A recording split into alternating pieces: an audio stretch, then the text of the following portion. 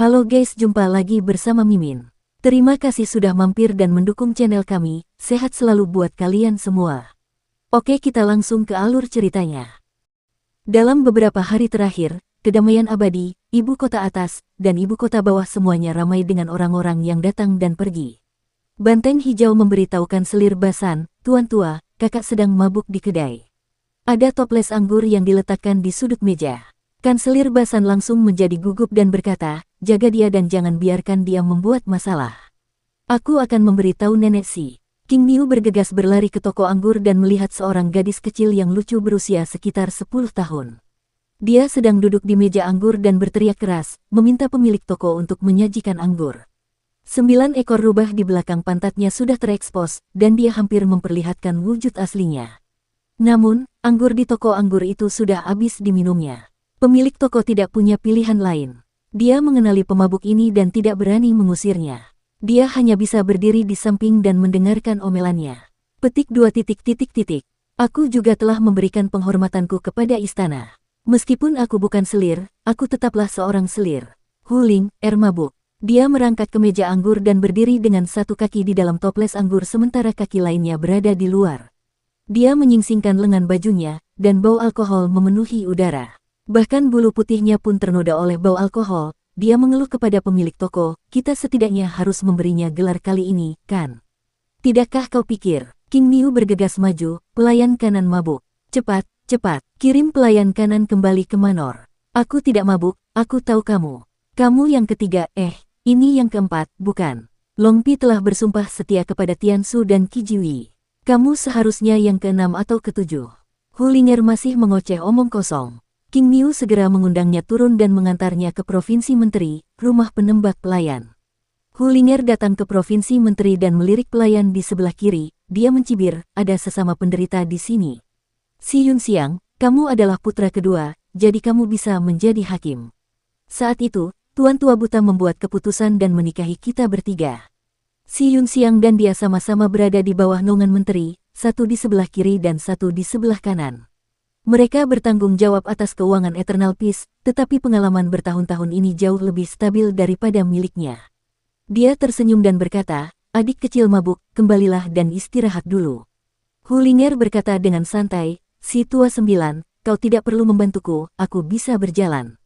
Setelah berkata demikian, dia mendorong banteng hijau itu dan berjalan maju dengan goyah. Dengan sekali teguk, dia jatuh ke hamparan bunga. Hanya ekornya yang terlihat, bergoyang 2 kali dan tidak bergerak sama sekali. Si banteng hijau tidak tahu apakah harus tertawa atau menangis. "Bagaimana aku bisa menjadi tua lagi?" Ketika nenek si menerima laporan Basan, dia langsung waspada dan berkata, "Basan, carikan beberapa orang untukku dan awasi beberapa orang berbahaya. Saat ini, tidak boleh terjadi apa-apa." Basan melihat betapa seriusnya dia dan buru-buru berkata, "Nenek, jangan khawatir. Aku pasti akan menangani masalah ini dengan benar." Dia ragu sejenak lalu berkata, "Bolehkah saya tahu orang-orang berbahaya mana yang harus dipantau?" "Rubah kecil adalah yang pertama. Dan gadis si Yunxiang itu." Nenek si segera berkata, "Terutama si Yunxiang. Si rubah kecil sangat lugas, tetapi gadis ini sangat licik. Kita tidak boleh lengah. Selain itu, ada juga beberapa target penting yang harus dipantau. Misalnya, gadis-gadis liar dari bumi barat. Mereka bahkan memiliki kebiasaan pergi ke pesta pernikahan, jadi berhati-hatilah untuk tidak merayu pengantin pria ke kamar mereka pada malam pernikahan mereka. Juga, bahkan kebajikan Dewa Bumi Purba harus berhati-hati." Basan mengingat dengan saksama dan tidak dapat menahan perasaan gelisah saat mendengarnya. Kultivasi dan pencapaian Dewa Bumi Primordial saat ini sudah merupakan eksistensi terbaik dalam kedamaian abadi. Selain eksistensi seperti Guru Sekte Lama Wei dan Pangeran Yuming, siapa yang dapat menghentikannya? Nenek menatapnya tajam dan berkata, "Sekalipun kita tidak bisa menghentikannya, kita harus melakukannya." Basan mengecilkan kepalanya. Nenek si melanjutkan, "Selain mereka, kamu masih perlu berhati-hati terhadap Lang Er." Basan menggigil, dia buru-buru keluar. "Nenek, sebaiknya kau cari orang lain. Lupakan tentang penguasa primordial kebajikan bumi. Lang Er adalah Raja Dewa dan eksistensi setingkat dengan seorang pemuja surgawi. Di seluruh alam semesta, selain beberapa orang, siapa yang bisa menandinginya?" Nenek si buru-buru berkata, "Jangan khawatir, Lang Er adalah orang yang melupakan emosi dan mengutamakan kepentingan pencipta di atas segalanya." Dia tidak akan bertindak gegabah. Aku hanya khawatir jika dia ingin memiliki pencipta kecil dengan mempelai pria, dia akan menimbulkan masalah di masa depan.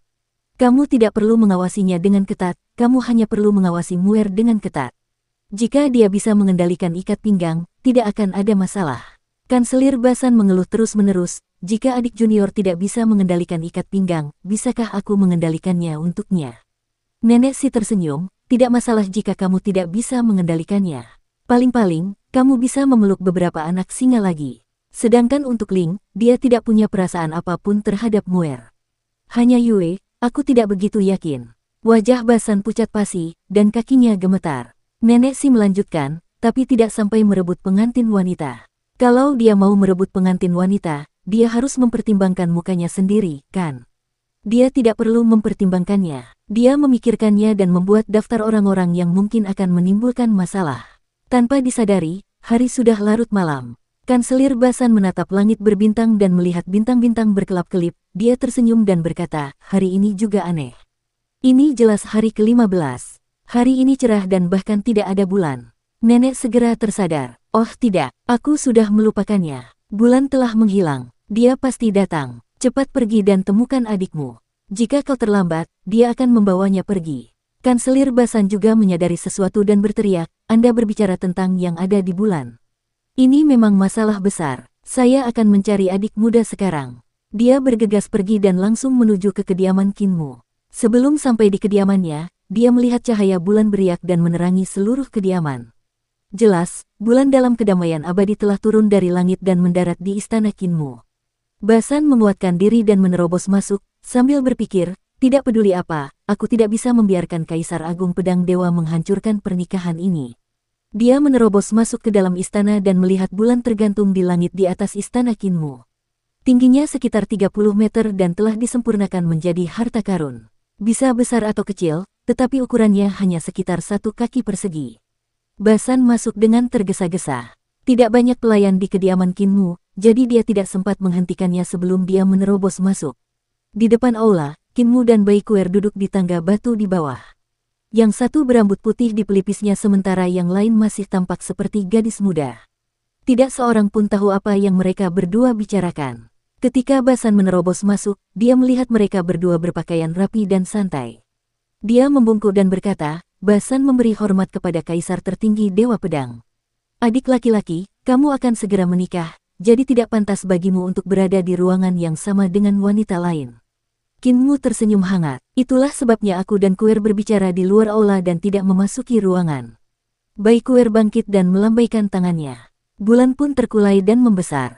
Saat jaraknya sekitar 10 meter dari tanah, bulan itu berhenti. Wanita itu berjalan memasuki istana bulan dan tidak memandang Basan. Basan santai saja. Selama tidak terjadi apa-apa di warung ini. Bai Kuer berdiri di istana bulan dan sebuah ikat pinggang melayang turun. Dia mengulurkan tangannya yang halus dan memperlihatkan ekspresi penuh harap. Kinmu berdiri dan mengangkat tangan kanannya, dan ujung jari mereka bersentuhan. Kulit kepala Basan menjadi mati rasa, dan dia batuk dengan keras. Jari-jari Kinmu gemetar, dan dia menariknya kembali. Ekspresi Bai Kuer tampak muram, tetapi dia tidak menarik tangannya. Bulan perlahan-lahan terbit, dan sabuk itu berkibar di sekitarnya. Bulan terbit semakin tinggi dan tinggi, semakin cepat dan semakin cepat. Lambat laun, cahaya bulan memenuhi langit, dan begitu tinggi hingga tak dapat disentuh. Kinmu mengangkat kepalanya untuk melihat ke atas. Setelah beberapa lama, dia menarik kembali pandangannya dan berkata, Kakak senior Basan, jangan khawatirkan aku. Aku tahu apa yang aku lakukan, dan aku tidak akan bertindak gegabah. Kanselir Basan menghela napas lega dan berkata, saya khawatir Anda tidak akan mampu mengendalikan emosi Anda. Kakak tua telah melalui ini sebelumnya, jadi Anda berada di saat yang paling berbahaya saat ini. Kinmu tersenyum, kakak senior, kau terlalu baik. Pernikahanku adalah untuk menunda likuidasi perdamaian abadi oleh pengadilan surgawi dan juga untuk membuat Yang Mulia Hao Tian merasa yakin padaku. Aku pasti tidak akan membuat kesalahan pada saat yang krusial ini. Selain itu, Putri Xiu dan aku telah menjadi kekasih masa kecil sejak kami masih muda dan telah lama bertunangan secara pribadi. Alasan mengapa pernikahan itu tertunda sampai sekarang adalah karena waktu. Basan menatapnya dengan saksama dan berkata, dengan kata-kata adik junior, aku bisa merasa tenang. Beberapa hari ini, aku akan tinggal di kediamanmu dan kau akan menjamuku dengan anggur dan daging yang lezat. Kinmu tertawa keras dan menepuk bahunya. Pandangannya melewati Basan dan tertuju pada Ling Yuxiu. Tidak diketahui kapan Ling Yuxiu tiba di sini, tetapi dia pasti melihat bulan turun ke dunia fana dan tenggelam ke dalam rumah Kinmu. Namun, dia tidak segera datang. Dia hanya bergegas saat Basan datang. Basan pergi dengan bijaksana. Kinmu dan Ling Yuxiu berjalan berdampingan di taman. Ling Yuxiu mengangkat tangannya untuk mematahkan ranting bunga, tetapi ketika dia mematahkan setengahnya, dia melepaskannya dan ranting bunga itu bangkit kembali. Ada sesuatu yang ada dalam pikiranmu, kata Kinmu. Ling Yuxiu tersenyum. Bukankah kamu juga sama? Kinmu tersenyum. Aku mengerti apa yang ada di pikiranmu. Kamu khawatir bahwa pernikahan kita sebenarnya untuk menunda surga dan bahwa pernikahan kita adalah untuk menghilangkan kecurigaan surga yang agung terhadapku. Kamu tidak harus seperti ini, kamu mengerti niatku. Bahkan tanpa ini, aku tetap ingin menikahimu. Ling Yuxiu memandangi bunga-bunga di taman di bawah sinar bulan. Ada beberapa kuncup bunga yang belum mekar. Dia menyentuhnya dengan ujung jarinya dan kuncup bunga itu mekar samar-samar di bawah sinar bulan. Aku selalu ingin kembali ke masa ketika kita pertama kali bertemu di sungai yang bergelombang. Saat itu, kita berdua masih polos dan hubungan kita adalah yang paling polos dan bodoh. Saat itu, akan sangat bagus jika kita menikah. Kinmu memetik bunga-bunga itu, dia tersenyum dan berkata, orang-orang pada akhirnya harus tumbuh dewasa. Kamu dan aku sudah tumbuh dewasa. Setelah mengalami begitu banyak bahaya, kita masih bisa berjalan bersama pada akhirnya. Inilah hidup. Setelah mengalami begitu banyak ujian, kita akan tetap saling mendukung di masa depan dan terus berjalan. Ling Yuxiu menatapnya dan berkata samar, aku selalu khawatir kamu menyimpan dendam di hatimu dan enggan berpisah denganku. Sama sekali tidak. Kinmu memeluknya dan mencium aroma rambutnya. Dia bergumam, sama sekali tidak. Dia menatap bulan terang di langit dan detak jantungnya melambat setengah detak. Turunnya bulan ke bumi hanya selingan kecil dalam pernikahan pemuja surgawimu, dan tidak seorang pun menyadarinya. Pada hari ini, utusan dari seluruh penjuru dunia datang silih berganti. Para penguasa dunia juga mengirimkan utusan mereka untuk memberi ucapan selamat. Lan Yutian, Su Senghua, dan yang lainnya bergegas kembali dari istana leluhur untuk menghadiri pernikahan. Kaisar Barat Harimau Putih, Kaisar Utara Kura-Kura Hitam, dan Kaisar Selatan Burung Vermilion juga mengirimkan utusan mereka untuk menyampaikan hadiah. Penghormatan surgawi yang baru dipromosikan, Long Xiao, juga memerintahkan putra angkatnya, Long Pi, untuk bergegas dari dunia binatang. Long Pi membawa anak-anaknya untuk menemui Kinmu secara langsung, dan dia mendesah dalam hatinya. Dia terisak-isak sambil berkata, pemimpin sekte akhirnya tidak perlu aku khawatirkan. Qin Hanzhen dan istrinya dari desa Riang juga bergegas datang, sambil mendesah penuh emosi di hati mereka. Awal mutlak juga mengirim orang untuk memberikan hadiah, dan ada sisik naga di kotak hadiah itu. Pada hari ini, para tamu berkumpul dalam kedamaian abadi untuk pergi ke ibu kota. Suasana sangat ramai, dan 8 tetua desa lansia cacat duduk di kursi orang tua mereka. Bahkan ada kursi kosong di samping mereka. Kaisar Yanfeng dan Permaisuri Qin Hanzhen beserta istrinya juga duduk di aula. Mereka berlutut bersama 8 tetua, dan saling tersenyum. Namun, mereka diam-diam menoleh untuk menyeka air mata mereka. Pada hari upacara pernikahan, Huling terbangun dari mabuknya dan tidak sempat menghadiri pernikahan.